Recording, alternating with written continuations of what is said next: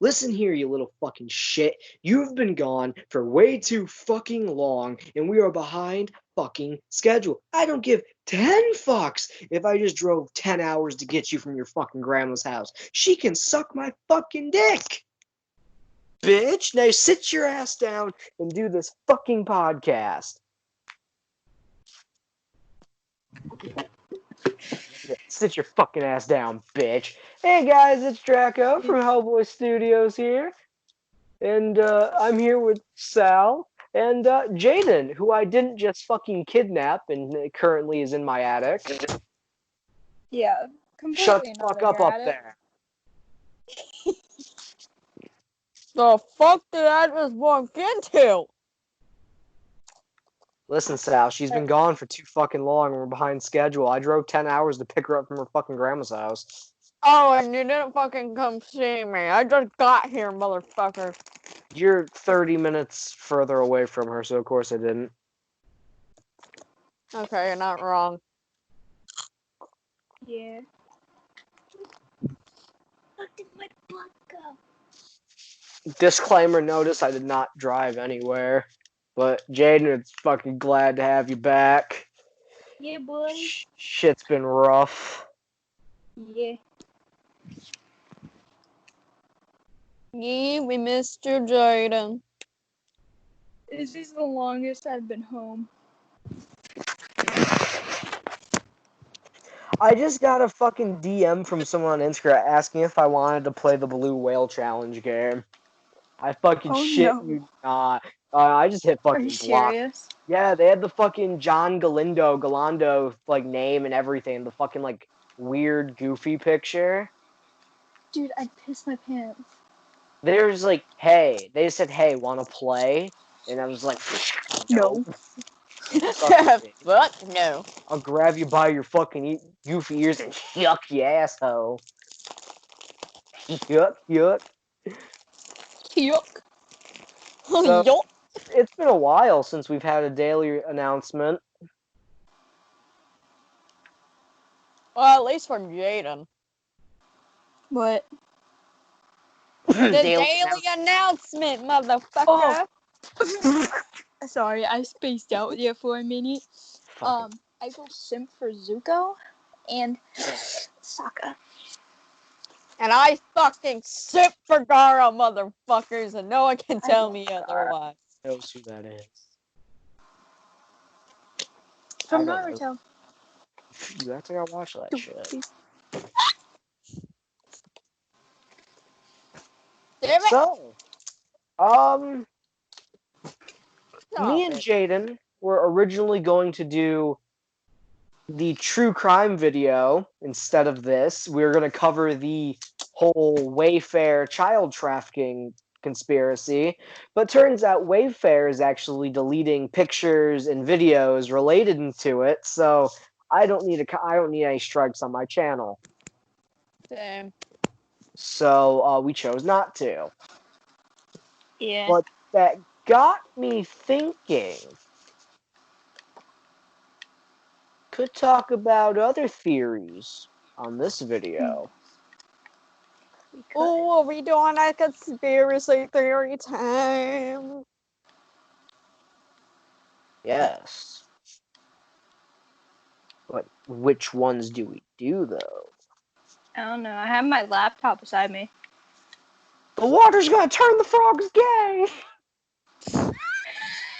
Fucking Alex, what's his name? Frogs can't tell the difference between male and female frogs, so that's why. How the fuck do you even tell if a frog is male or female? Exactly, the frogs can't tell either. Do they have frog schmeat? Yeah. Are frogs packing schmeat? But frogs can't tell.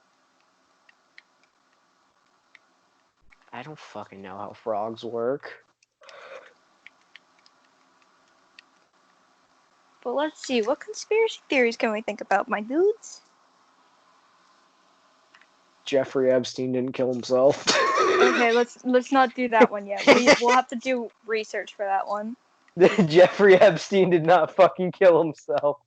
The FBI is gonna be at my fucking. I'm gonna be dead tomorrow. It's gonna be made to look like a fucking suicide, just like Jeffrey Epstein. The FBI finna Epstein me. They finna fuck it. Trying to like mix Epstein's name with the word suicide. Epstein me. They're gonna Epsticide me. Um.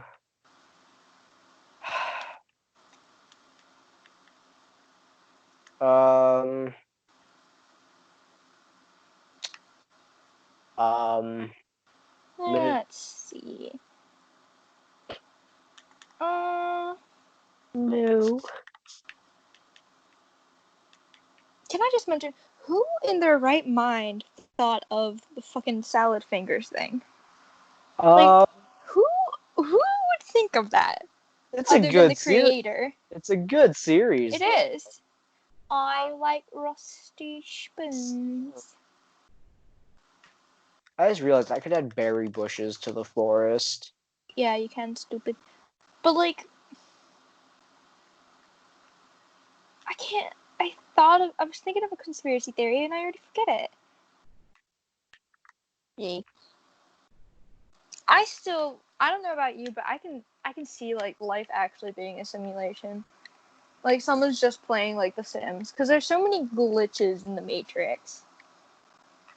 You know what? Like, Pull up some instances of glitches in the Matrix, because I was thinking about that. You brought it up. cause like, have you ever seen the video where like that car randomly appears out of nowhere, Yeah, or that person that like the videos of the people that appear out of nowhere? I think so. I don't know about the people, but I know about the car one.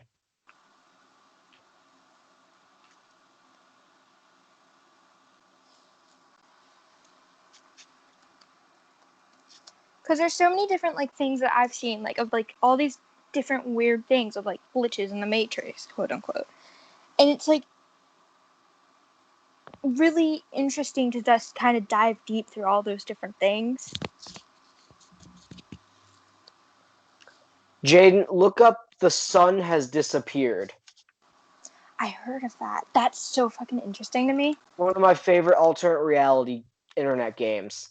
Well, it's not a game; it's a Twitter post. If none of y'all know it, but Yeah. it's an alternate universe Twitter post that's meant to look like ours. The sun Oh, vanished. yes. Oh, the Teletubbies one. Yeah. Which one should we? Separate video, or should we read them here?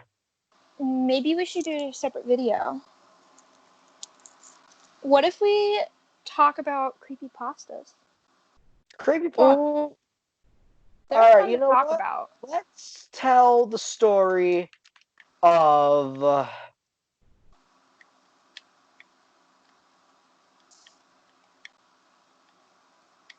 Find My Family Was Stalked for 4 years. We'll tell that story. Okay. okay. Oh, that story is a few hours long. Should we find like some short ones so we can fit a couple of them in? Oh, let's do some OG creepypasta stories, man.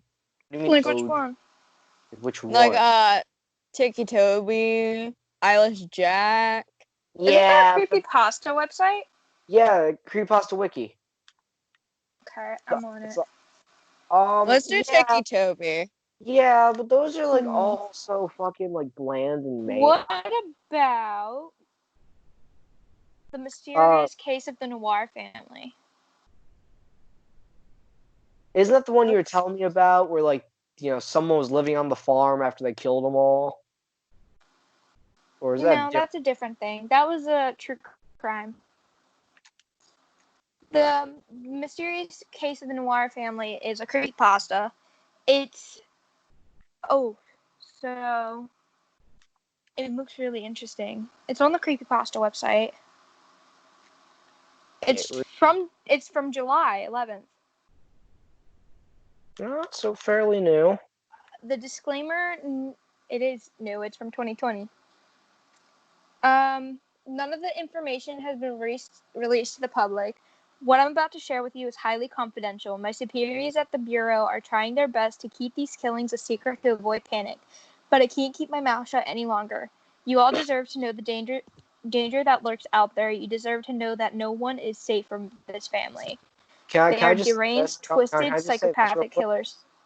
Yeah. The author of the story probably got Jeffrey Epstein for releasing this information. You cannot tell me he did. He probably did. Oh, Jay, you can send us the link if you want us to read a chunk of it Okay. too. So you're not reading the entire thing. I think that's fair. I'll send the But link. One since you moment. already started reading, you can start it. And Alright, get let what me you send say. the link real quick. And then I'll Alright. continue. Because I like reading. Dude, I will read a whole book to you guys. Don't test me. Oh, so you're actually fine with it?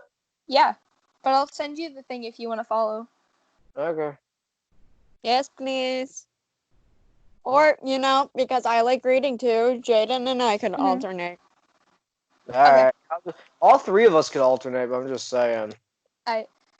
The following is my recounting of an interview with one of the Noir family's sons and the events that transpired thereafter. He was sitting there, staring down at the table. His hands were cuffed, and a bit of blood dripped from a cut on his temple. His name, Lucas Noir. I think that's how you pronounce that. The oldest son of the family, aggressive, schizophrenic, delusional, and very deadly. He was picked up outside of a friend's house the night before, covered in blood. Thankfully, he surrendered peacefully. I made my way into the interrogation room, stood there a minute to look him over, then took a seat in the chair opposite him. He didn't look up. Instead, he gently placed his hands down on the table and began fidgeting with his thumbs. I dropped his file down on the table. It landed with a loud thump. Lucas Noir, born April 17th, 1991. I've been reading about you all night. He raised his little head, but not enough to meet my gaze. Age 8, you were admitted to a mental care facility after killing your cat. You claimed she was screaming at you, threatening to hurt you. You were released 3 months later. He remained motionless. Age 16, you were arrested for killing a high-class drug dealer, Marcus Hayes. You were found not guilty and claiming it was self-defense. He didn't say a word. Lucas, why don't you tell me what happened last night? Tell me what you did to the Walker family. After a moment, he took a slow, deep breath, exhaled, and finally spoke to me. I go to Sean's house last night at about 8. Him and I had been fighting over the last few days over a girl. I went over there with the intention of roughing him up a bit, but once I started, I couldn't stop. I didn't want to stop. Earlier in the day, before my father joined my mother at the farm, he told me that I was a man and that I should take care of the problem as men do. What does that mean, Lucas? My father always says, if someone stands in the way of something you want, you simply slip a knife between their ribs, step Oh. over them, and continue onward. So that's what I did, more or less. When Sean's parents left to do some shopping, I smashed a vase over his head, dragged him into the downstairs garage, and killed him. Tell me how. You know how, Lucas shouted back, slamming his fist on the cold table. I need to hear you say it. Lucas took a deep breath then, and then continued. Sal, do you want to read this part? Yep. Okay. There was an old snowmobile in his basement. After dragging him downstairs, I laid him on the floor and grabbed a nearby jacket, raised it up, slid him under, and lowered his head onto it. Give me a second, because my phone's being stupid. Here we go. There we go. Okay. The weight of the vehicle crushed his skull, but I was still filled with rage. The key was in the ignition, so I hopped on, started it, and cranked the throttle as the treads spewed his blood across the wall behind me. I finally felt good. I felt that my father would be proud of me. I took a moment before saying anything to him. I had seen the crime scene, but the way his eyes lit up while talking about it was gut-wrenching. He seemed so proud of this horrible thing he had done. It was as if he had hit a home run at a baseball game and was proudly telling everyone of his achievement. What happened next to Lucas? His parents came home. Lucas looked to the one-way mirror behind me, then back to me, a smile stretched across his face. I knew that they would find Reed dead in the basement, call the police, and I'd never see my family again. So I killed them too. How did you do it? I walked up to the top of the stairs, holding onto the door handle tight as I heard Sean's father call for him. Then the sound of him running upstairs. I heard his mother move to the base of the staircase to call him and called to him, Jim, maybe he's downstairs. Want me to check? Sean's father came back down and said, No, I'll grab him. You can start dinner. I heard his mother walk into the kitchen. Sean's father came towards the basement door. When he tried to open it, I held on tight, trying to make him believe it was locked. He stopped talking and his gaze drifted down to the table, a smile still on his face. I think he was savoring the memory of the kill. Go on, Lucas. I swung the door open and he continued, smacking him in the face with it. I ran past him into the kitchen, shoved Sean's mother to the ground, grabbed a large knife from one of the drawers, and went back to Mr. Walker, who was leaning against the wall next to the door, his nose bleeding. He looked up to me horrified. Lucas, what are you doing? Where's Sean? I didn't answer him.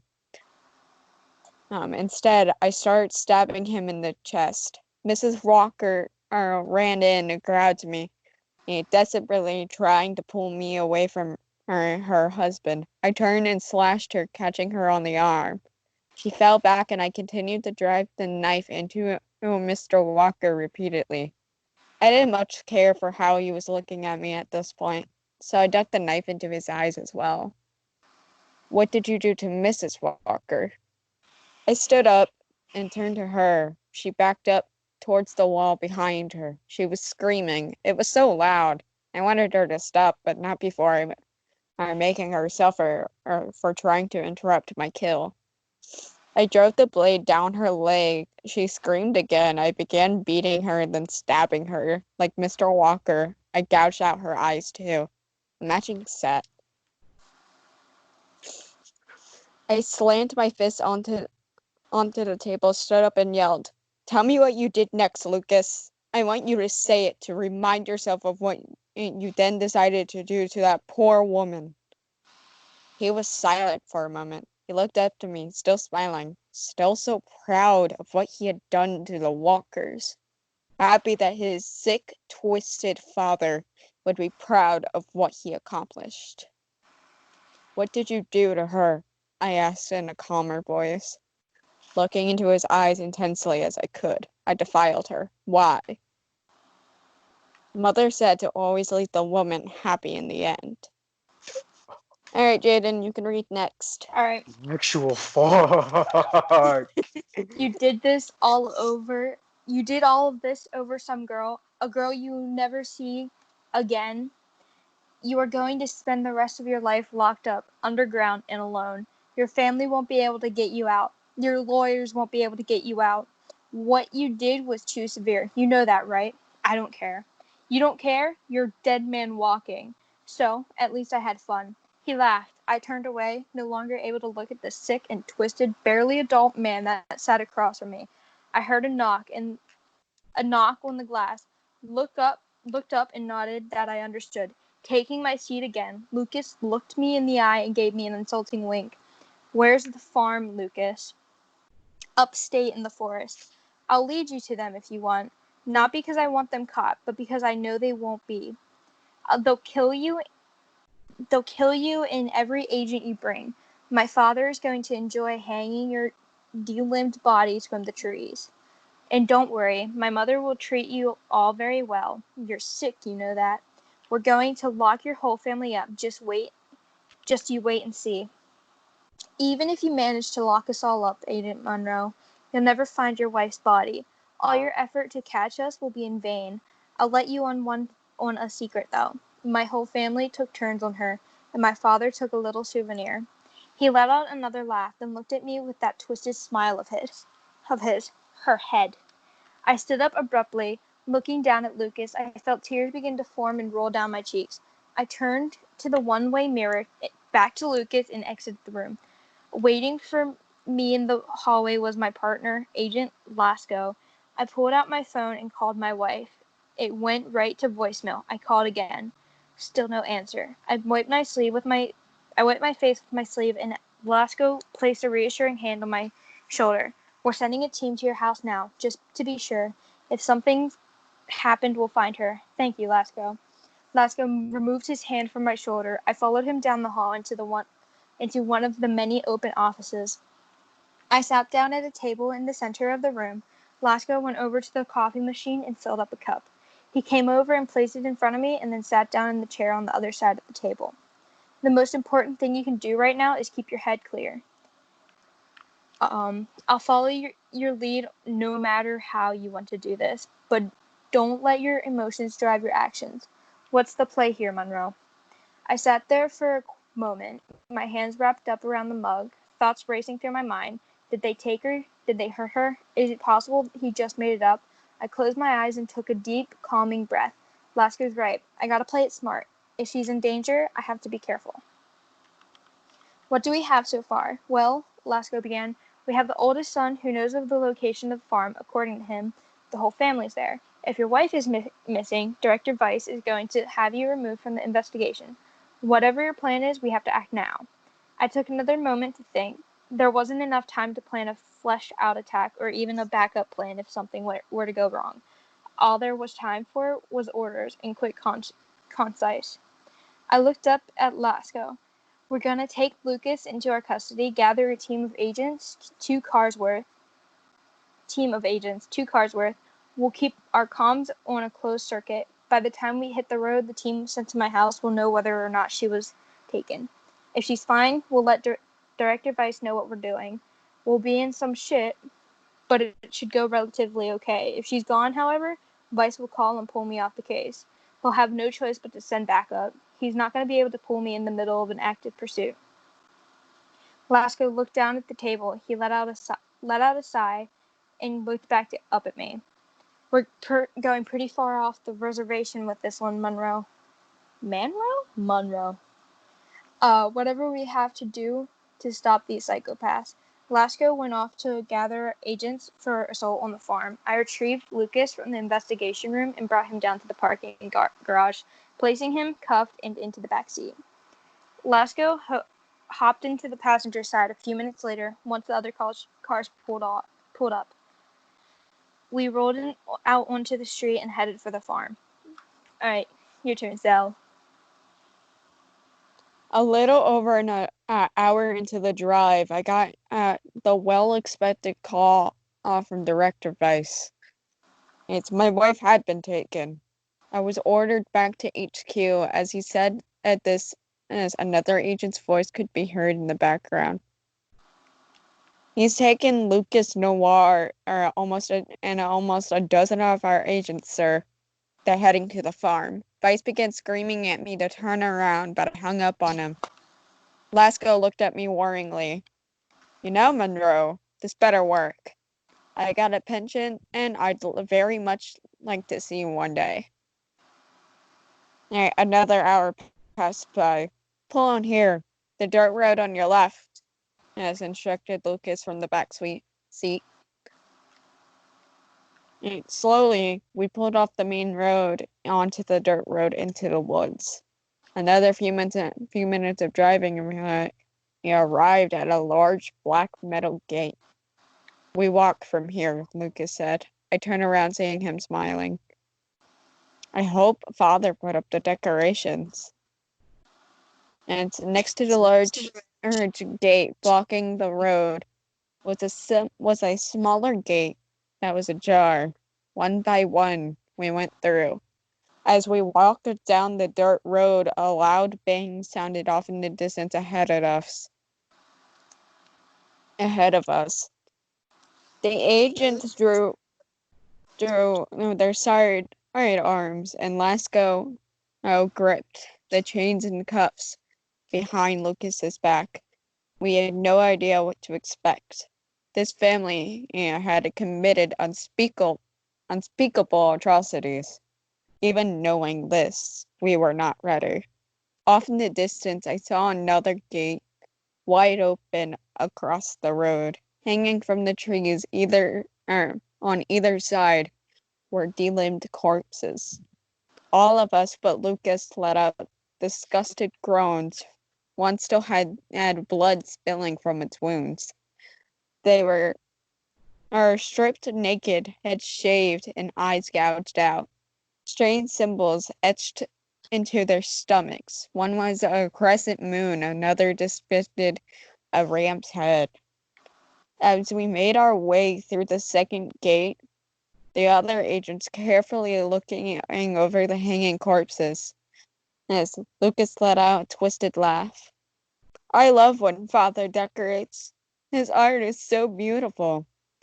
Now Lucas spoke softly, mesmerized by the sight of the dangling bodies.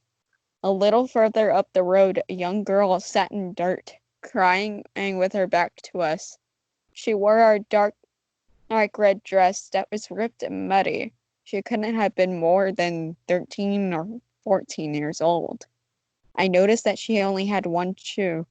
I motioned the agents behind me to ready themselves in case anything was to happen. I slowly approached her. Are you okay? I asked in a gentle tone as possible. She continued to cry. When I was close enough, I knelt beside her. What happened? How did a little girl like you end up all the way out here? She stopped crying, turned her head, her eyes locked with mine. A smile, similar to Lucas's, stretched across her face. I stood up and backed away, cautiously drawing my firearm. Hold on. Yeah? What? Do you have a cat? No. Do you have none of the kittens? No, none of the kittens are in here. Sorry. Oh, good. Alright, anyway, back to where I was. I stood up, backed away cautiously, drawing my firearm from its holster, readying myself. Once I saw her face, I recognized her immediately. Her name was Jessica Noir, the middle child of the family.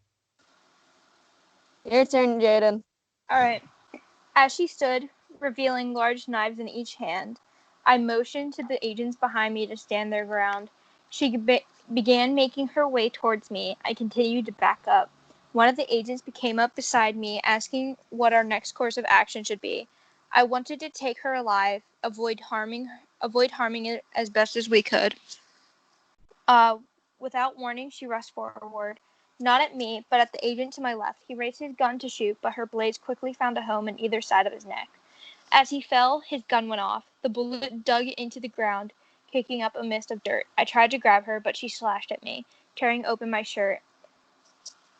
Thankfully, I was wearing a Kevlar vest underneath my clothes. Huh? Kevlar. Yeah, Kevlar vest underneath my clothing, so the blade missed my skin. One of the other agents took a shot, grazing her leg. She winced in pain and quickly scuttled backwards across the road. A member of our group ran up and dragged the downed agent behind the others. We waited to see what she would do next.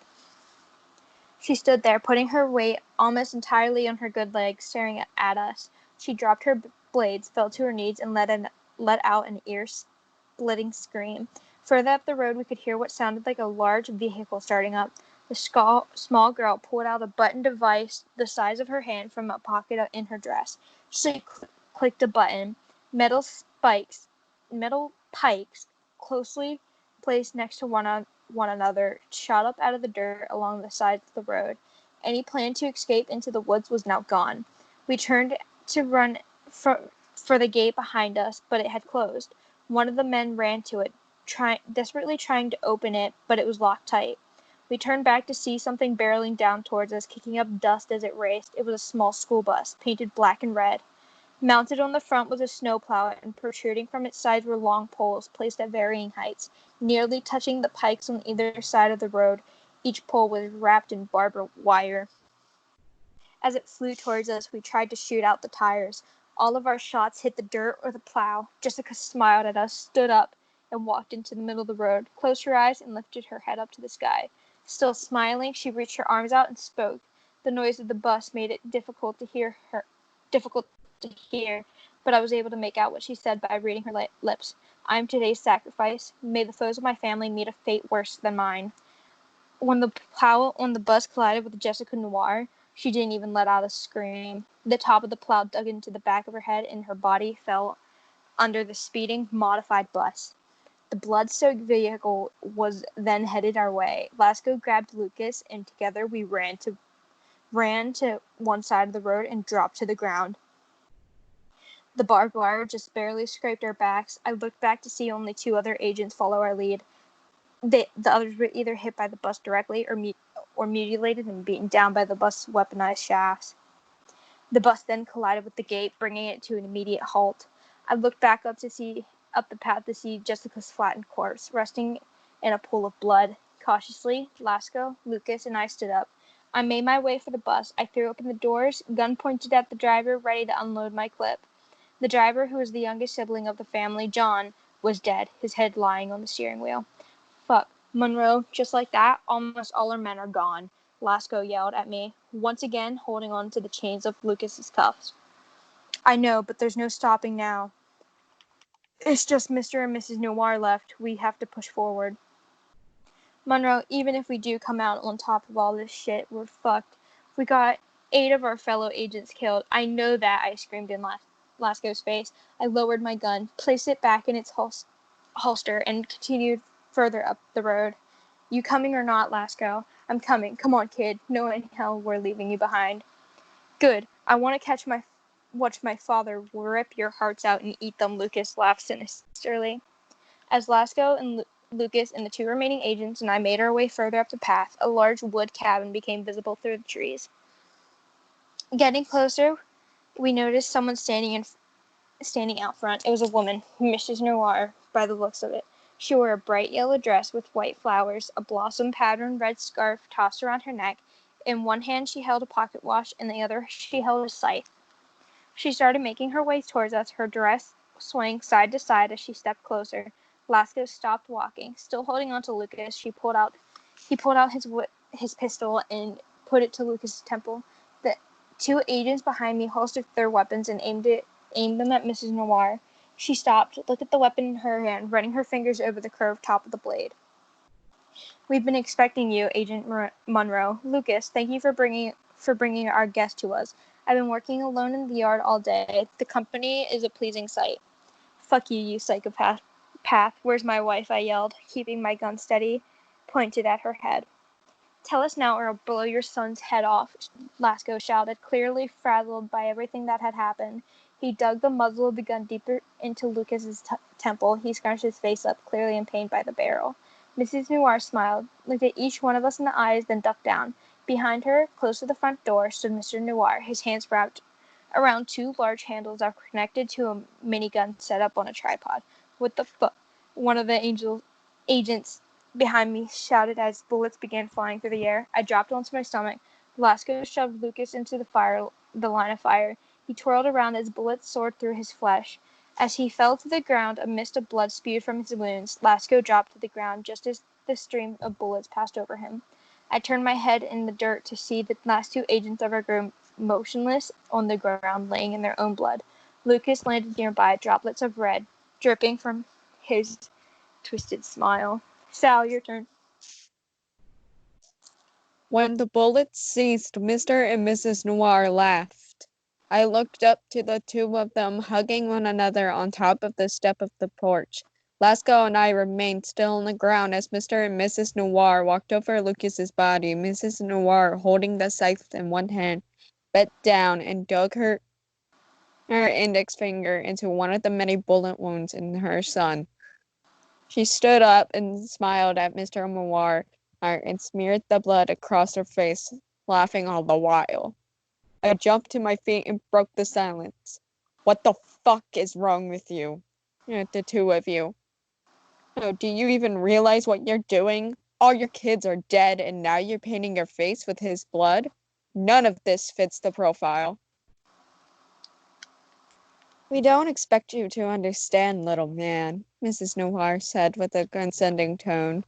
Mr. Noir held his wife's chin and turned her face towards us. He offered us as an explanation of sorts.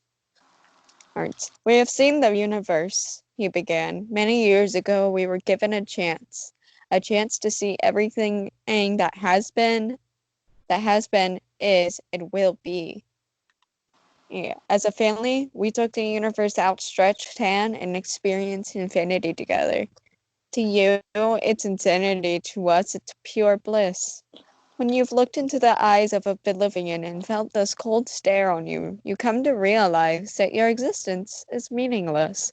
So why not have fun with it? I tightened my grip on my gun, then pointed it at Mrs. Noir as the two stood there, deeply looking into one another's eyes. Without hesitation, I squeezed the trigger. The bullet tore through the side of her head as she fell to the ground. Mr. Noir didn't move an inch. He remained motionless, staring happily in front of him where his wife once stood. A moment passed, and he turned to me. Agent Monroe, do you think you've hurt me? Like I said, life is entirely meaningless. Well, for us it was, I suppose. But you? In the blink of an eye, Mr. Noir pulled out a pistol from a holster behind his coat and shot Lasco in the knee. He fell to the ground, screaming and clutching in agony. The wound in agony. I moved it over to him, but was stopped by a second shot in the dirt by my feet. Normal people are so predictable. If someone and you care about is hurt or in trouble, you jump into the danger without a second thought on the matter. What does it matter if your fellow agent here gets shot, bleeds out, and dies? What does it matter if your wife was kidnapped, tortured, and murdered in a way you deem gruesome and inhumane? What did you do to my wife? I'll show you. Come with me. Your friend will be fine. Don't worry about him. He turned and headed to the front door of the cabin. I looked at Lasco and he nodded at me, reassuring he'd be fine. I then, and reluctantly, I followed Mr. Noir past the minigun into the house. The inside of the building was entirely empty. No furniture, pictures on the wall, wallpaper, or anything of the sorts. Nothing but wooden planks and a black marker laying on the center of the room. I followed Mr. Noir down a set of stairs near the back of the house. Candles illuminated the staircase, leading us to a big open room at the bottom.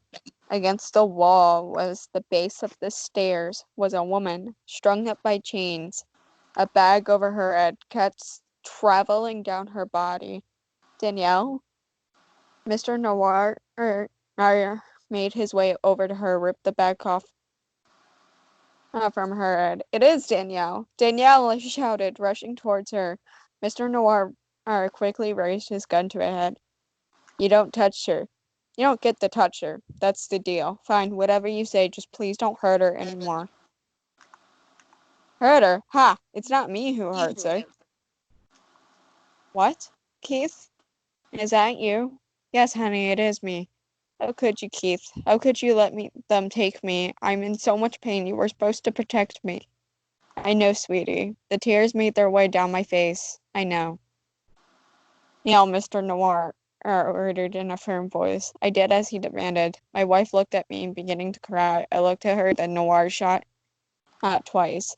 One bullet dug through my left knee, the other one grazing the side of my face. I fell backwards onto the concrete floor. My vision became hazy for a moment. Mr. Noir stood over me, leaning down into my face. Your turn. Okay. This is how it ends, Agent Monroe. You lose everything. Your job, your freedom, and your wife. He turned and shot at Danielle. Danielle, I think it means. Her body went limp as blood began seeping out of her wound. I screamed. Mr. Noir pinned my head to the floor using the barrel of his gun. This is the punishment I give to you, Monroe. Your wife is dead. You got all those other agents killed. You got your partner shot. Now you must live with the burden. The guilt will boil inside of you for the rest of your life until you inevitably blow your own fucking brains out. The worst part? I'll be set free. I'll make my way out into the world, killing more people as I go. And you'll live knowing it's your fault because you couldn't stop me. He walked by me, kicking my gun aside as I writhed in pain, stopping at the base of the stairs to look at me one last time before making his escape. You know, Agent Monroe, I really did like that wife and kids of mine. They were my pride and joy, my favorite family to date. Now I have to go out and find a new one. He cackled and then winked at me. Perhaps you and I will meet again one day. The end. Hold on, there is so many fucking questions that I had. That was one of the most interesting new creepypastas I've heard so far. I love it. But my question is, how the fuck did they know where he lived? What do you mean? How the Agent fuck did they know Monroe? where? How the fuck did they know where he lived? Yeah. They smart. And They just smart. do you guys know what a minigun is? No. No. It's a gun that they put on the sides of helicopters, tanks, Humvees. Oh. How the fuck did they get a minigun? I don't know. They're crazy. They figured it out. I want to know Listen, what man, if people kind in of Florida can somehow steal a tank, I think they can steal a minigun. Well, they had a fucking bus that was basically a post-apocalyptic tank. There has to be like a part 2 to this story or some shit. I don't think there is. Well, it just came out, didn't it? Yeah. Let's check back in a few weeks. I Because bet. I want to know what the fuck happens to the dad. Okay, like, dude, so much. It went from a murder investigation to the end of Halloween when all the sheriffs shot up Michael Myers and shit. You want to know what this reminds me of? Huh. House of a Thousand Corpses. I've never really looked into that. It's on Hulu. House of a Thousand Corpses and the sequel Devil's Rejects. The third movie isn't on there though.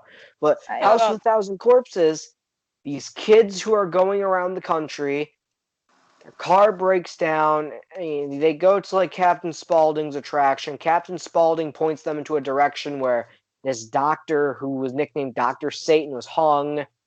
Mm-hmm. He gets kidnapped by, baby. They get basically taken in by baby Otis, Mama, and Tiny.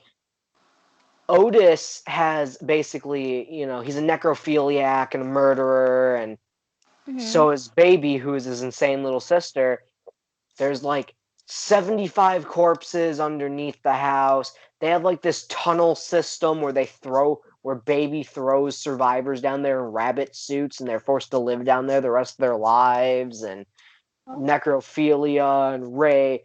It's directed by Rob Zombie. It's on Hulu. Go check it out. But the fact that they were just like, it was just a family who enjoyed killing. That's what how the Firefly family is. And then beginning of Devil's Rejects, it's a shootout between the Firefly family and the cops. Mm-hmm. This felt exactly like House of a Thousand Corpses. Mm. But maybe that's where he got the inspiration. But I'm just saying, there's a lot of details I think they should have put in here. Yeah. All right, let's. What we should do? We should do an original one now. Should do an OG. Laughing Jack. Laughing Jack. All right. I'll start this one. Here, wait. I gotta get it on mine. All right. I'll send the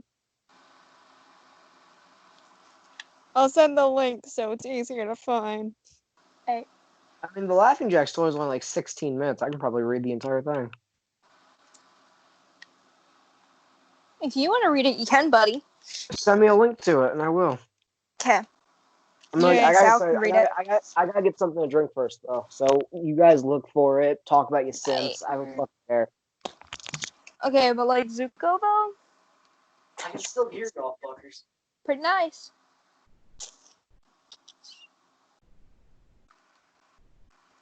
It's like 8 minutes. It's not even.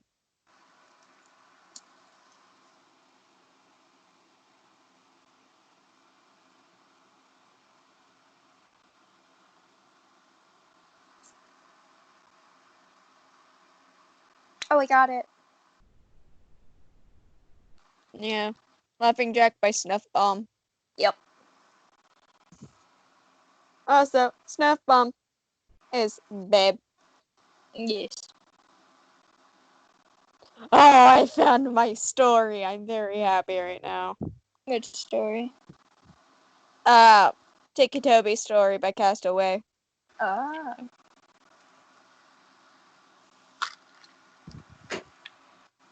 I'm gonna try to do it in like my best voice. Alright, too. I'll send the link.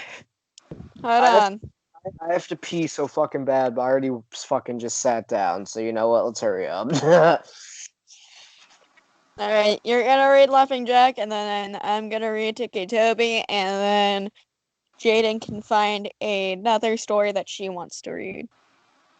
Okay. Here you go. Thanks, buddy. You're welcome, buddy.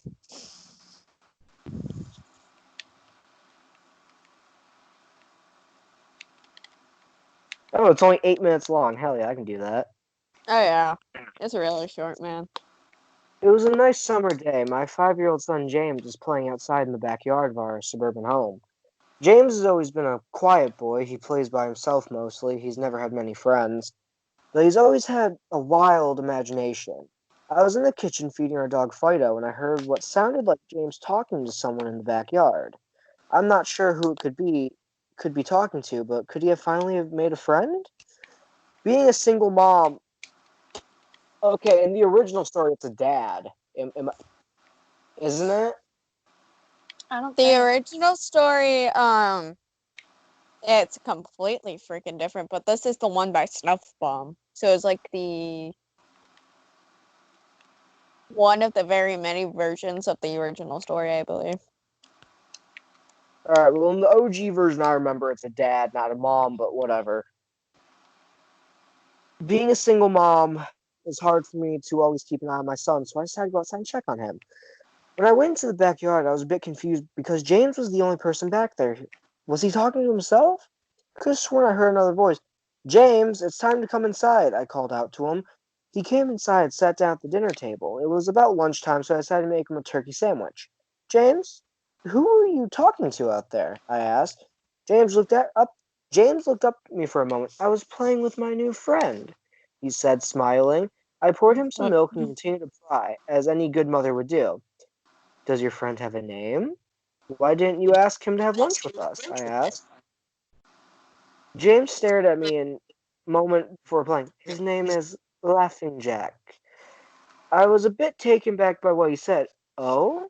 That's a strange name. What does your friend look like? I asked, a bit confused. He's a clown. He has long hair and a big swirly cone nose. He's got long arms and baggy pants with stripy socks. And he always smiles. I realized my son was talking about an imaginary friend. I suppose it's normal for kids his age to have imaginary friends, especially when he has no real kids to play with. It's probably just a phase. The rest of the day went on, per usual, and it was starting to get late, so I put James to bed. I tucked him in and I gave him a kiss. Made sure to turn on his nightlight before I closed my door. I was pretty tired myself, so I decided to go to bed not long after. I had an awful nightmare. It was dark. I was in some kind of rundown amusement park. I was scared, running through an endless field of empty tents, broken down rides, and abandoned game huts. The whole place had a horrible look to it. Everything was black and white. The prize stuffed animals all hung from nooses in the game huts, all with sick grins stitched on their faces. It felt like the whole park was looking at me, even though there wasn't another living thing in sight. Then suddenly, I began to hear music play. The sound of Pop Goes the Weasel began to play on a squeeze box, echoed through the park. It was hypnotizing. I followed the turn to a circus tent almost in a trance unable to stop my legs from moving. Forward, it was pitch black. The only light came from a single spotlight, shining on the center of the big top. As I walked towards the light, the music slowed down. I found myself singing along and it was that all around the mulberry bush, the monkey chased the weasel. The monkey thought was all 'twas fun. The music stopped right before its climax, and suddenly the light shot on. The intensity of the lights was practically blinding. All I could see was a small, dark silhouette shuffle towards me. Then another appeared, and another, and another. There were dozens of them, all coming towards me. I couldn't move. My legs were frozen. All I could do was watch as the haunting figures drew nearer. As they got close, all I could see they were children. As I looked at each other, I noticed they were all horribly disfigured and mutilated. Some had cuts all over their bodies, others were severely burned. Others were missing limbs, even eyes. The children enveloped me, crawling at my flesh, dragging me to the ground and tearing inside of me. As the children tore me apart, I faded away. All I could hear was laughter. Awful, evil laughter. I woke up the next morning in a cold sweat after taking a few deep breaths. Over and I saw James's action figures were positioned facing me on top of my nightstand. I sighed. James has probably woke up and put these here. I gathered up the toys and made my way to James. However, when I opened the door, James was sound asleep. I just shrugged and placed the toys back into his toy box and headed into the living room. A little while later, James woke up and I made him breakfast. He was quiet and seemed a bit groggy. Perhaps he didn't sleep well either. I decided to ask him about the toys. James, honey, did you put toys in Mommy's room this morning? His eyes shot up at me for the moment, glancing back down at cereal. Laughing Jack did it. I rolled my eyes and responded, well, tell Laughing Jack to keep the toys in your room. James nodded and finished his breakfast and decided to play in the backyard. I went to the living room and I must have dozed off because I woke up a few hours later. Shit, I need to check on James. I was a bit worried. It had been 2 hours and I haven't checked on him. I stepped into the backyard, but James wasn't there anymore. I was getting nervous, so I called out to him, James, James, where are you? Then I heard a giggle come from the front yard. I rushed through the gate around the front of the house. James was sitting on the sidewalk. I breathed a sigh of relief. I walked over to him. James, how many times do I have to tell you, stay in the backyard? James, what are you eating? James looked up to me and then reached into his hand and pulled out a handful of hard candies, all in color. This made me very nervous. James, who gave you that candy? James just started not staring at me, not speaking. James, please tell Mommy where you got the candy. James hung his head down and said, Laughing Jack gave it to me. My heart sunk. I kneeled down to look him in the eyes. Jack, I've had enough of this damn Laughing Jack thing. He is not real.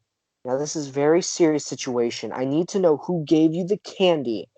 I could see my son's eyes tear up, but Mama, Laughing Jack did give me the candy.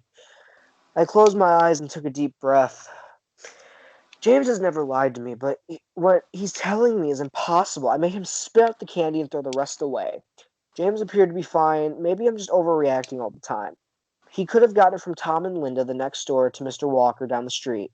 Either way, I'm going to have to keep a closer eye on James. The night I put James to bed as usual, I decided to go to bed early myself. Suddenly, I was woken up to a loud bang coming from the kitchen. I sprung out of bed and hurried down the stairs. When I got to the kitchen, I was horrified. Everything on the counters had been thrown on the floor, and our dog, Fido, hung from the light. Oh no, hung from the light fixture. His stomach was cut open and stuffed with candy, the same type that James was eating earlier.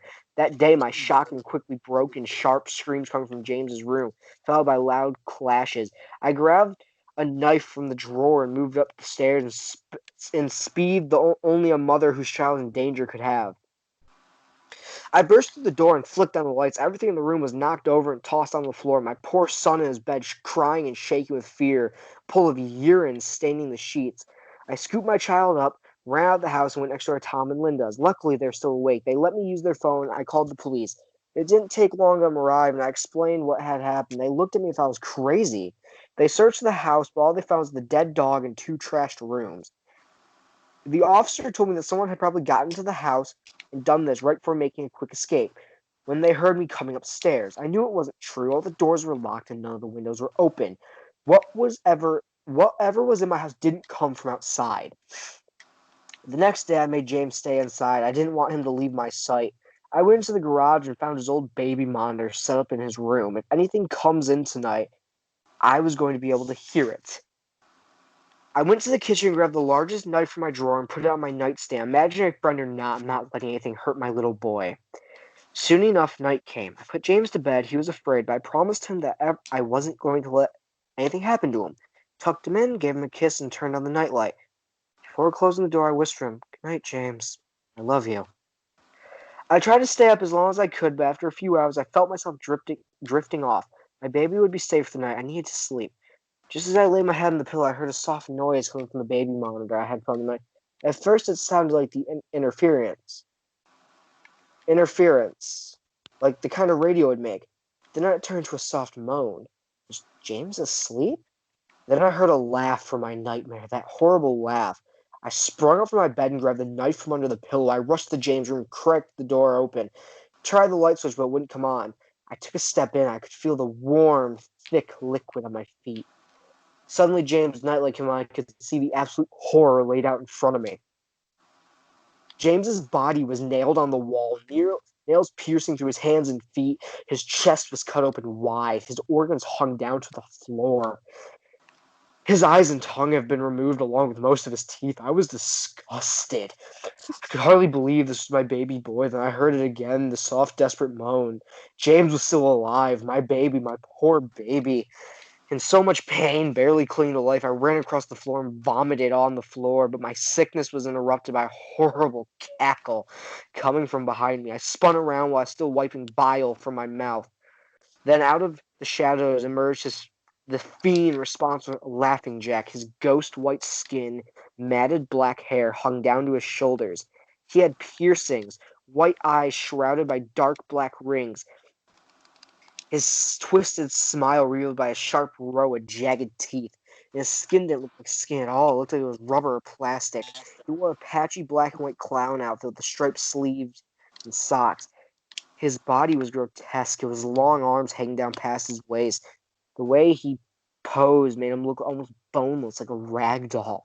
He let out a sickening laugh, as it was to know he was pleased by my reaction to his work.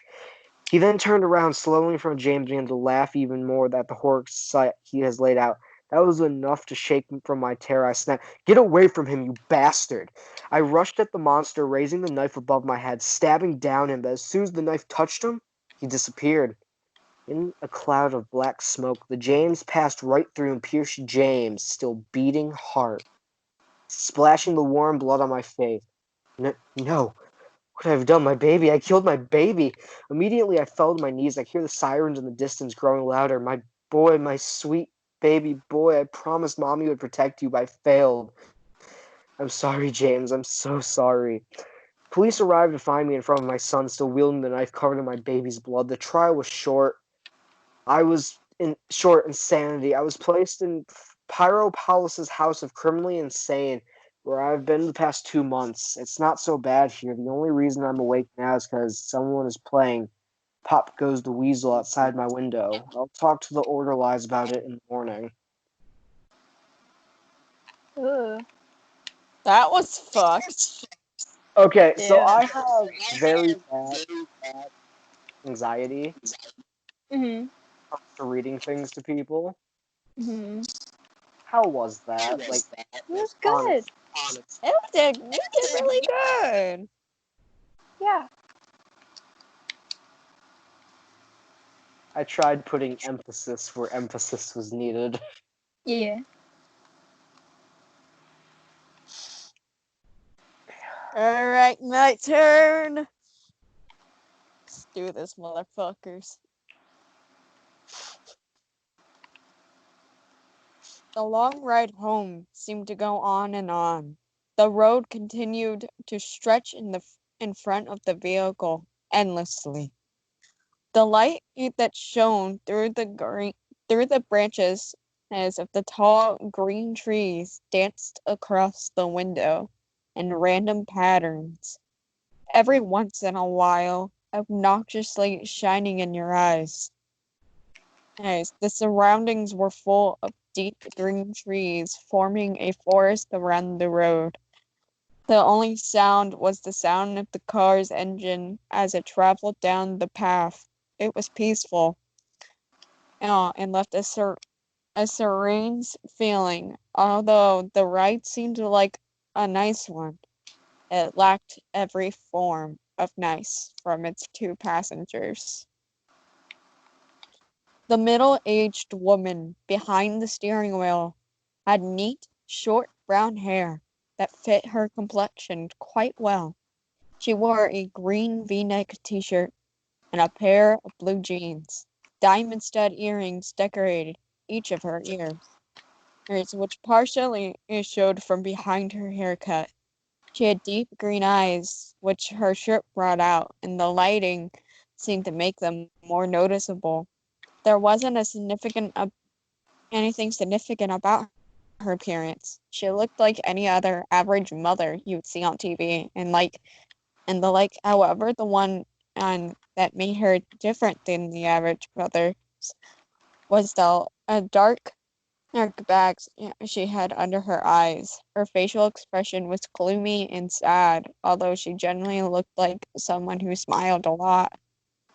She would sniffle every once in a while, and occasionally glance in the rearview mirror to look at her son in the backseat, who was hunched over partially, with his arms held tight around his chest and his head pressed against the cold window. The boy lacked any normal appearance, and anyone could plainly see there was something wrong with him. His messy brown hair went every which way, and the luminescent lighting brought out his pale, almost gray skin. His eyes were dark, unlike his mother's, and he wore a white t-shirt and skirt pants that had been provided for him by the hospital. The clothes he had worn before were so shredded and blood-stained, and they weren't wearable anymore. The right side of his face bared a few cuts along with a split eyebrow. His right arm was bandaged all the way up to his shoulder, which had been shredded when his right side had hit the shattered glass. His injuries appeared to be painful, when in reality, he couldn't feel anything. And this was just one of the glories of being him, one of the challenges he had to face while growing up with a rare disease that caused him to be completely numb towards pain. He never before had he felt himself get hurt. He could have lost an arm and felt nothing. And the other major disorder that he had faced which was the one that named him many insulting nicknames in a short time he attended grade school before he switched to homeschooling. And was his Tourette syndrome, which caused him to tick and twitch in ways he couldn't control. He would crack his neck uncontrollably and twitch every once in a while. The kids would tease him and call him Ticky Toby. They mocked him with exaggerated twitching and laughing. And it got so bad he had to turn to homeschooling. It was too hard for him to be in a common learning environment, with seemingly every kid poking or more like stabbing fun at him. Toby stared blankly outside his window, face empty of any emotion. Every few minutes, his shoulder, arm, or foot would twitch. Every bump that the car tires hit would make his stomach turn. Toby Rogers was the boy's name, and the last time Toby remembered riding in a car was when it crashed. That's all he thought about, unconsciously replaying everything he remembered before blacking out over and over again. Toby had been the lucky one. His sister had been not so lucky. When the thought of his sister came, he couldn't help the tears that welled up in his eyes, the horrible memories replayed in his mind. Their screaming that had been cut off when the front of the car was smashed in. It all went blank for a moment before Toby opened his eyes to see his sister's bloody forehead pierced with glass shards, her hips and legs crushed under the force of the steering wheel, and her torso pushed in, and from the too-late inflated airbag. That was the last thing he had seen of his dear older sister. The road home continued for what seemed like forever. It took so long to get him home because his mom wanted to avoid the sight of the crash. When those surroundings gave away to a familiar neighborhood, they were both more than ready to get out of the car and step back into their own home. It was an older neighborhood with quaint little houses all next to each other. The car drove in front of a blue house with white window panes. They both quickly noticed the old vehicle that was parked in front of the house and the familiar figure that stood in the driveway. Toby felt automatic anger and frustration and take over him as the sight of his father wasn't there. His mother pulled the car up in the driveway beside him before turning off the engine, preparing to step out and face her husband. "Why is he here?" Toby said quietly as he looked back at his mother, who reached to open the car. "He's your father, Toby. He's here because he wants to see you." His mother responded in a monotone voice, trying to sound less shaky. Yet couldn't drive up to a hospital to see Lyra before she died. Toby narrowed his eyes at the window. Yeah. He was drunk that night, honey. He couldn't drive. Yeah, when is he not? Toby. He pushed the door open before his mother stumbled out onto the driveway, where he met his father's gaze before looking down at his feet with a stern expression. His mother stepped out behind him and met her husband's eyes before walking around the car. His father opened up his arms, expecting a hug from his wife, but she walked past him and put her arm around Toby's shoulders and started leaning him inside. "Connie," her husband began in a raspy voice. "What, no welcome home hug, huh?" She ignored her husband's obnoxious words and walked past him with her son under her arms. "Hey, he's 16, and he can walk by himself." His father began to follow them in. "He's 17. Connie glared back at him before opening the door to the house, stepping in. "Toby, why don't we get you in your room and to rest, okay? I'll come get you when dinner is ready." "No, I'm 16. I can walk by myself," he said sarcastically, and glared back at his father before stumbling up the small staircase, turning into his room, where he slammed his door violently. His room didn't have much in it, just a small bed, a dresser, a window, and his walls had a few picture frames of his family, back when they were a family, before his father became an alcoholic and acted violently toward the rest of his family. Toby remembered when he was arguing with his mom and he grabbed her by her hair and shoved her to the floor. When Lyra tried to break it up, he pushed her and she hit her back on the corner of the kitchen counter. Toby could never forgive him for what he did to his mother and sister. Never. Toby didn't care how much his father beat him down. He couldn't feel it anyway. What did he care about? What he did care about was how he intentionally hurt the only two people who he cared about. And when he was waiting in the hospital where his sister took her last breaths, the only one who didn't rush there was his dad. Toby stood by the window and looked out at the street. He could have sworn he saw something at the corner of his eye, but quickly blamed it on the meds he was on. And when dinner time had come, his mother called him up. Toby called up to him. Toby came downstairs and hesitantly sat down at the table across from his father, between his mother and an empty chair. It was quiet. His parents picked at their food, but Toby refused to eat. Instead, he watched his dad with a blank stare. His mother caught onto his staring and elbowed him slightly. Toby looked over at her slightly and then looked down at his uneaten food, which he still didn't touch. Toby laid in bed and he pulled his covers over his head and stared out the window. He was tired, but there was no way he could fall asleep. He couldn't. There was too much to think about. He had been debating on whether or not to follow his mother's directions and forgive his father, or continue holding a grudge with his boiling hatred. He heard the door creak open, and his mother padded into the room and sat onto the bed next to him. He reached over and rubbed his back, which had been turned to her.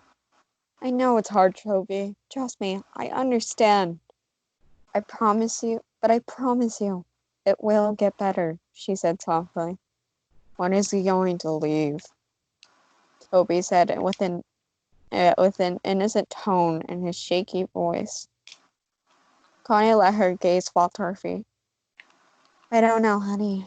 He's staying as far as I know, she replied. Toby didn't respond. He just continued to look forward at the wall, holding his damaged arm near his chest. After a few minutes, his mother sighed before she leaned in to kiss his cheek, and stood up and walked out. Good night, she said as she closed the door. The hours passed, and Toby couldn't quit tossing and turning. Every time he let his imagination take over, he heard the screeching of the tires, the screaming of his sister. He would uncontrollably jerk in bed. He threw off the covers lying on his back and pulled his face over his pillow, and cried into it. He could hear his own pitiful weeping. He could have been screaming and crying if he didn't press his. He would have been screaming and crying if he didn't press his pillow over his face. After a few seconds, he threw the pillow off his face. He sat up, hunched over, holding his head, breathing roughly, tears streaming from his face. He couldn't help but cry. He tried to keep it in, but he couldn't stop whining and whimpering as he sat there shaking. And he inhaled before he stood up and walked around his bed to the window and peered out, taking deep breaths, trying to calm down. He rubbed his eyes, looked out to the group of tall pine trees across the street. He stopped suddenly, and his gaze slowly centered on something standing under the streetlight. He heard ringing in his ears and couldn't look away.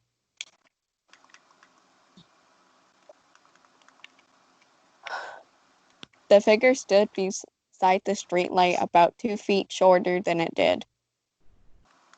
It had long arms draped at the sides as it stared up at him with non-existing eyes. The figure had no facial features to speak of.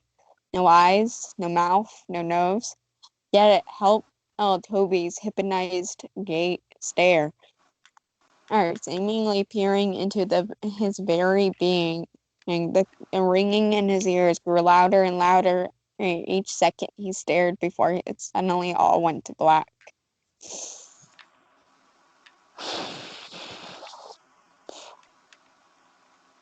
The next morning, Toby woke up in his bed. He felt different. He wasn't tired at all. When he consciously woke up, it felt like he had been lying there awake for hours. He had no thoughts flowing through his mind. He sat up and then slowly stumbled over to the wall. When he stood up, he automatically felt dizzy and stumbled into the doorway and walked down the stairs. His parents were sitting at the table.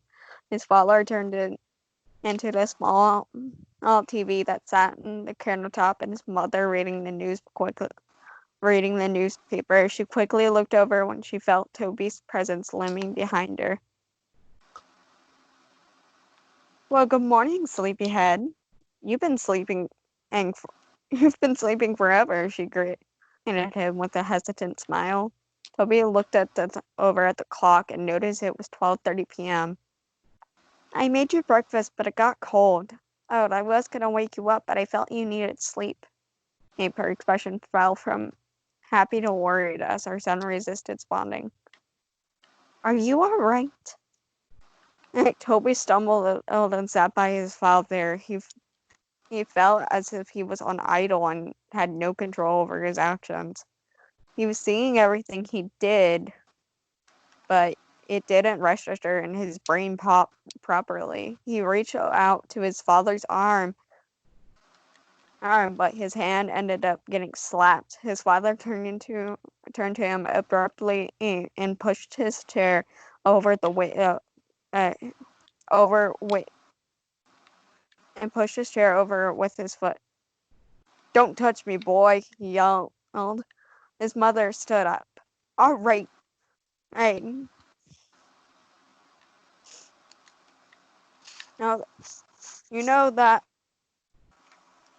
we know that off. Oh, that is the last thing we need. The days went by and things continued on as they were. Connie spent most of her time cleaning the house, and her rude husband spent most of his time ordering her around. It was just like how it used to be before the crash. Toby never really left his room. He would sit by his bed and tremble. Oh, his mind would wander, but his thoughts changed too fast to be remembered.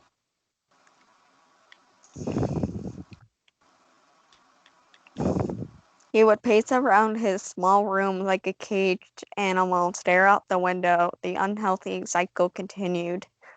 Connie continued to be pushed around by her husband, being way too submissive to him, and Toby remained in his room. Before he could think twice, he would begin to chew on his hands, tearing the flesh from his fingers. He would gnaw on his hands until they bled. When his mother walked in on him while he was doing so, she reacted horribly. She rushed him down the stairs, grabbed the first aid kit, wrapping his hands in bandages. Afterwards, she would demanded that he wouldn't leave her side again. Toby isolated himself so much that he grew to hate being around others. His memory grew glitchy as well. He'd start missing memory of minutes, hours, days, and so on. He would begin talking nonsense about things completely unrelated to conversations he would have.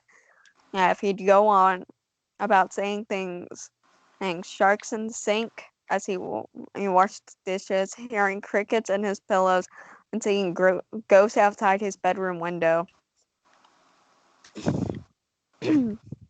His mother grew anxious about his mental health that she decided it would be good for him to talk to a professional about what he was feeling.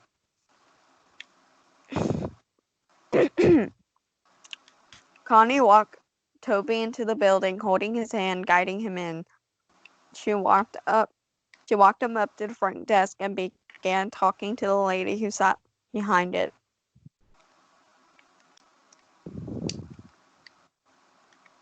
Mrs. Rogers, the lady asked. Yes, that's me. Connie nodded. We're here to see Dr. Oliver. I'm here with Toby Rogers. Yes, right this way. The lady stood up and led him down a long hallway. Toby looked at the framed artwork down the halls and tuned into the sound of the lady's high heels on the hardwood floor.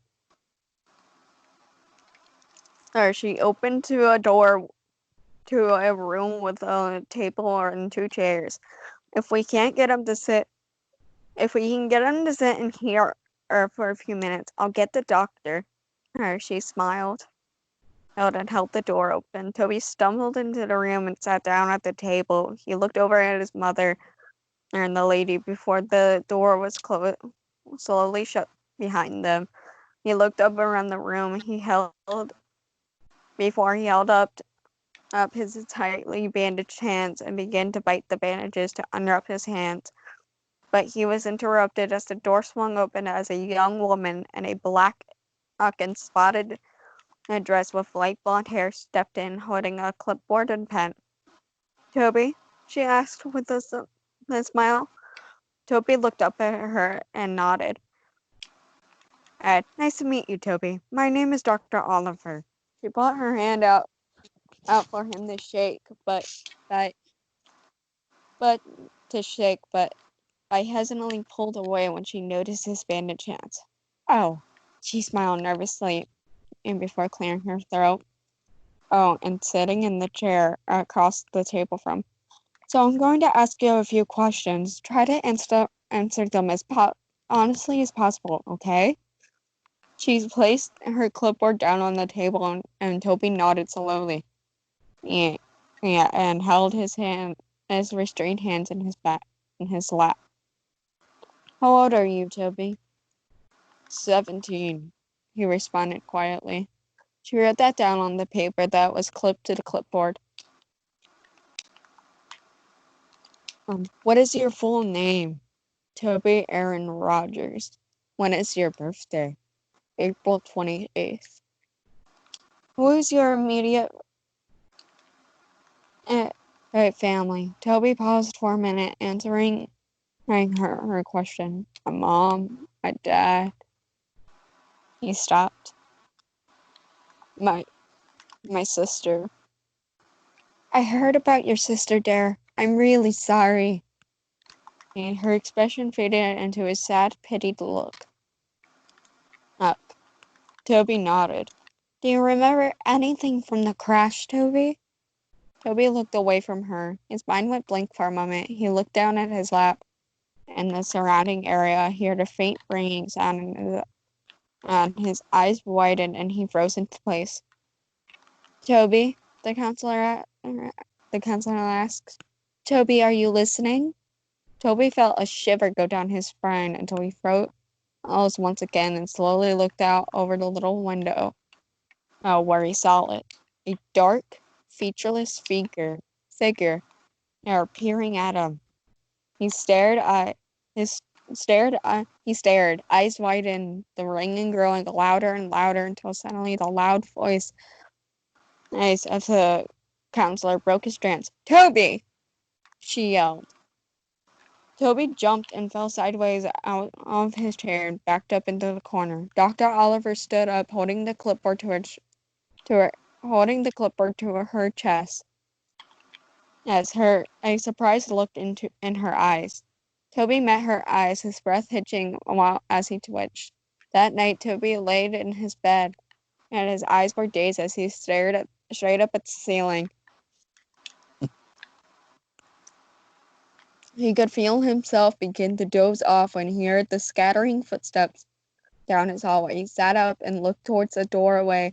The door wide open. There was no light. Everything was a luminescent blue glow of the moon through his window, leaving a cold lighting. He stood up and slowly made his way toward the doorway when suddenly the door, which was presumably wide open, slammed in his face. He gasped and fell back. He was out of breath when he hit the ground and began breathing heavily, his eyes wide open.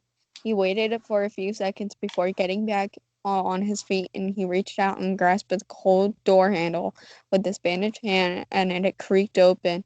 He looked out into the dark hallway, tiptoed out of his room. The window at the end of the hallway lit up the darkness with blue moonlight. As he padded his way down, he could hear the footsteps rustling around him and faint giggling followed by the pitter-patter of small feet which sounded like a child had run in front of him. Giggling and running around, the hallway was a lot longer than he remembered. It seemed endless. Like the ride home from the hospital, he heard the door creak in front of him. Mom? He called in a shaky voice. Suddenly, a door slammed behind him, and he jumped and turned around behind him and heard an eerie groan that sounded like croak right in his ear. He turned around as fast as he could and was suddenly face to face with none other than his dead sister. Her eyes were clouded white, her skin pale, the right side of her jaw dangling by the tissue and muscle. Glass protruding from her forehead, black blood leaking down her face, her blonde hair pulled up in a ponytail, as it always was. She was wearing her gray t-shirt and athlete shorts, which were dirty and blood spotted. Her legs were bent in ways they shouldn't be. She stood emitting a long croaking noise and only an inch away from Toby's face. Toby yelped and fell back. Ah!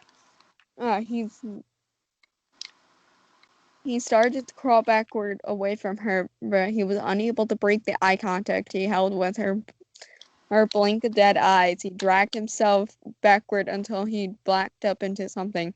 He stopped for a second. Everything was dead silent for his heavy breathing. He looked up to meet the blank face of a tall, dark figure. The same figure that stood over him now. Behind the tall, dark mask were rows of children, and looking to range from 3 to 10 years old. Their eyes completely black, with dark black blood leaked from their eye sockets. He screamed and stood up as fast as he could, only to be tripped over by the dark black tendrils that wrapped around his ankle. He fell straight onto his stomach. The wind knocked out of him. He tried to scream, but he couldn't make a sound. He wheezed out before it all went to black. Toby woke up. Toby woke with a start. He screamed out and sat up as fast as he could, completely short of breath. He wheezed out and held his chest with his bandaged hands. It was just a dream. Just a dream. He lay back down on his bed and rolled over to his side to eat. It felt like a weight had been lifted off his chest as he took in deep breaths. He stood up and padded over to his window. He saw nothing, nobody out there, no ghosts, no figures, no nothing. And he heard the rustling and coughing of his father outside the doorway. His door was closed. He walked over, opened it, looking at the hallway once again. He padded down the hallway into the kitchen, and where he found his dad standing and having a smoke in their living room. Toby waited for a second and watched him from around the corner before burning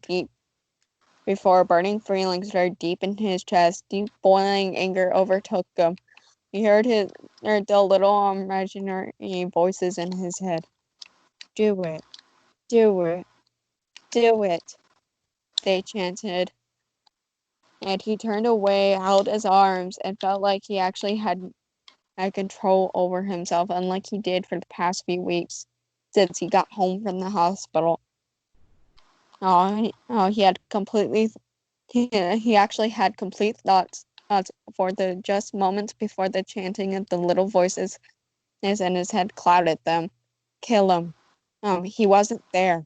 He wasn't there. Kill him. Kill him. They continued on. Toby trembled. No. No. He wasn't crazy. He wasn't going to do it. What? Was he going crazy? No, he won't kill anyone. He can't. He hated his father, but there was no way he was going to kill him. That was it. The last thought he had before he fell into idle state once again. The influence of the voices in his head was too much. He began silently walk up behind his father. He reached over the counter to the knife and the case. He gripped his. Oh no! He gripped it. He gripped it in his hand and felt the sensation take over his chest. He let out a snicker. Uh-oh.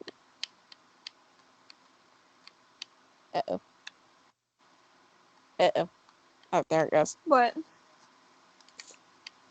My phone doesn't want to work. That would suck, how far you are into the story right now. I know! My phone's like, no, we don't want to work. Come on, I just got to the good part. Jesus fuck. People are gonna be so fucking pissed if you don't hurry up and get this working. This is I like the know. last 30 minutes of the fucking video, Sal. Alright, it's working. Sorry for the interruption, folks. Technical difficulties. I swear to God, if I lost this goddamn story, I'm gonna be pissed.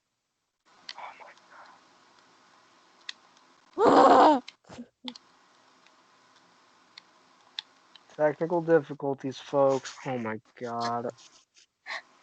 We excuse this interruption. We excuse this interruption due to fucking Sal's phone being fucking stupid. If you need it, send the link to Jay. Then she can continue it. No, I got it. I got it. Okay, is it good now? Yeah, we're good. Okay, sorry, everybody. Shit happens. It is what it is. It is what it is. Damn story. Gotta load. There it is. There it is. Come on. Load, damn it. Thank you. Stupid ass motherfucking ass phone. Oh god. I'm gonna have to should I attempt to edit this out? Yeah. Maybe. What? I'll try. Fuck. Ah! There it goes.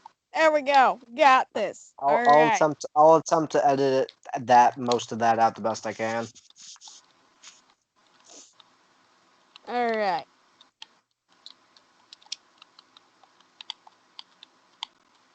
Come on. I'm so close to the killing of the fucking deadbeat father. Yeah, I'm gonna have to edit a lot out. We all got daddy issues. Toby's got the vote. Alright. I'm about to do some crazy laughing at here. The best I can.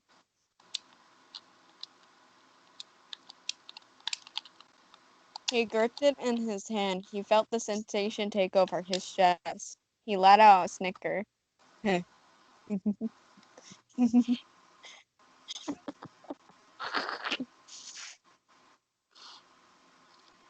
He began laughing so hard he had to gasp for breath. His father turned around abruptly before he felt a brute force shove him to the floor. He grunted as the air was knocked from him. What? He looked up at the boy who stood over him, grasping the kitchen and knife in his hand. Toby, what are you doing? Toby, what are you doing? And he went to sit up and put his arms out in front of him in self-defense. Before he knew it, Toby was on top of him. He went to grab his neck, but before his father reached out, now he blocked his hand and by grabbing onto his wrist. Stop! Get off me, you little fucker! He yelled with his other hand. He threw an off-center punch towards Toby's shoulder, but he didn't stop. The look in Toby's eyes was not sane. It looked as if a demon had taken control of him. He yelled back and went to stab the knife into his father's chest, but his father blocked him, grabbed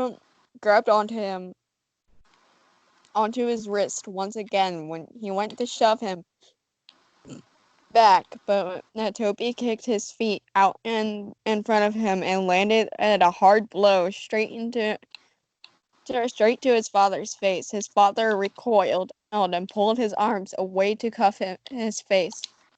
But Toby got up and dove the knife straight into his shoulder. His father let out a loud cry and went to pull the knife out before he could. Toby threw his face straight into his fist straight into his face.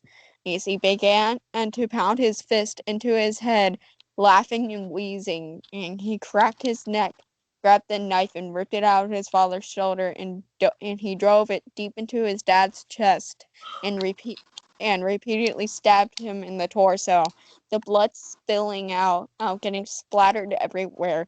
He didn't stop until his body went still. He threw the knife over to the side, leaned over his body, coughing and panting. Then he stared at his father's smashed-in face as he sat there twitching until a loud scream broke the silence. He looked over to see his mother standing a few feet away, covering her mouth, tears streaming down her face. "Toby!" she screamed. "Why would you do that? Did you do that?" she cried. Why?" she screamed. "You, she screamed. Toby stood up and began to back away from his father's bloody corpse. He began to back out of the kitchen. He looked out at the blood-soaked bandages out on his hands and looked up at his mother one last time before he turned and ran out of the house. He ran into the garage, slammed his hand against the control panel on the wall, pushed a button and to open the garage door. Before he ran out, he noticed his father's hatchets, which had been hanging from the tool rack above a table full of jars filled to the brim of old rusted nails and screws. One of the hatchets was new. It had a bright orange handle and a shiny blade. The other one was old, with a wooden handle and an old dull blade. He grabbed both, looked down at the table, and he saw a box of matches under the table. Under the table, and saw a box of matches, and under the table was a red gasoline tank. He held both of the hatchets in one hand, grabbed the matches, and the matches and gasoline before running out of the garage and down the driveway up the street. He approached the street light that he could see from out his own bedroom window. He heard the police sirens in the distance. He turned around, and the red and blue flashing lights came rushing down the street. Toby stood for a second before he pulled the cap on the gasoline and ran down the street, spilling the gasoline all over the street after him. He turned and ran into the trees as he poured the last bit of the gasoline out before he reached into his pocket, pulled out a match, struck it against the box, and immediately dropped it. And in an instant, flames burst around him. The fire caught onto the trees and bushes around him. Before he knew it, he was surrounded by fire. The silhouettes of the police cars were visible through the flames. He backed up away into the forest around him, and looked up around, but his vision was blurred. His heart was pounding, and he closed his eyes for a moment, and that was it. This was the end.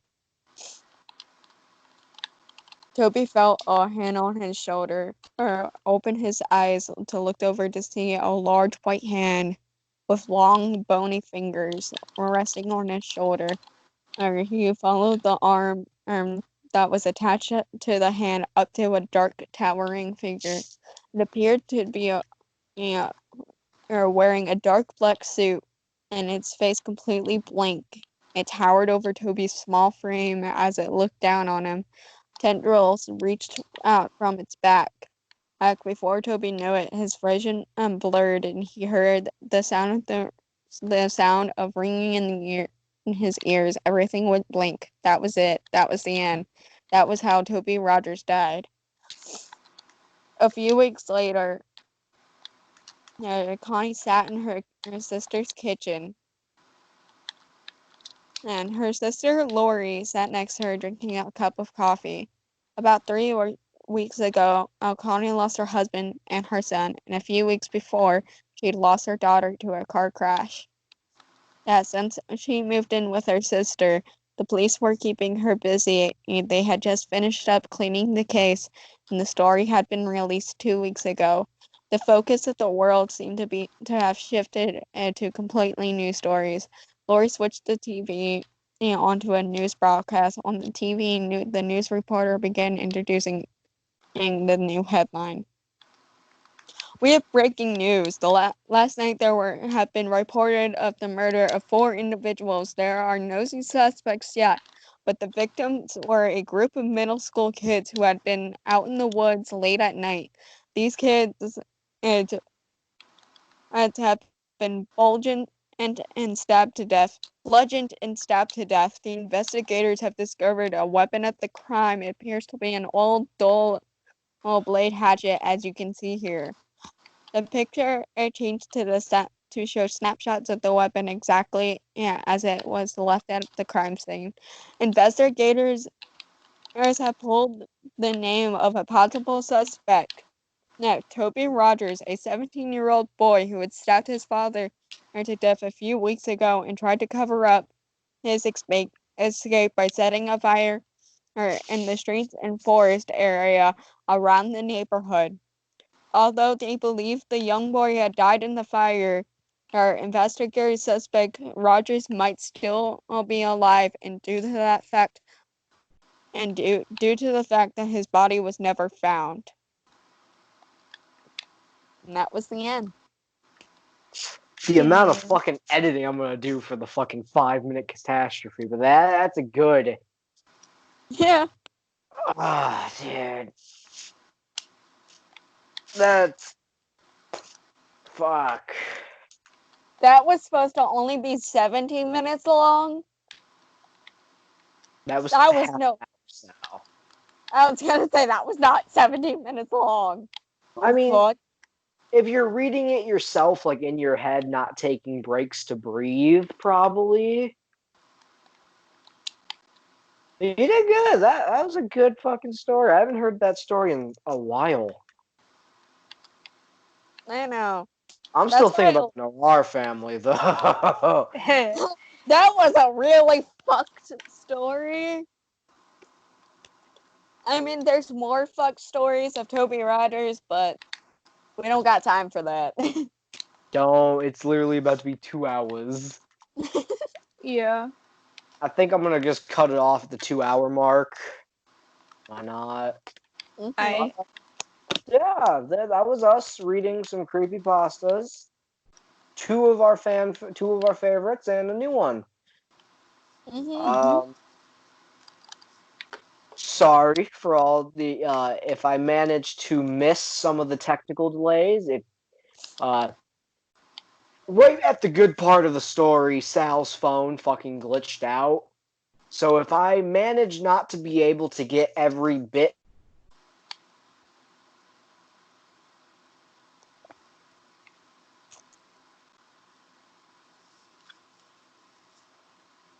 That's why.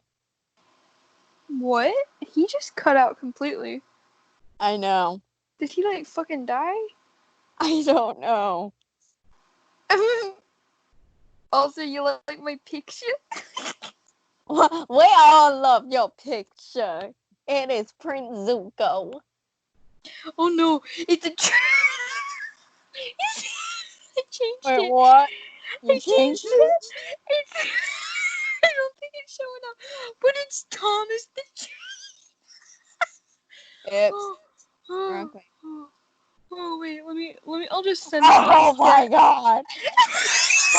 My phone just fucking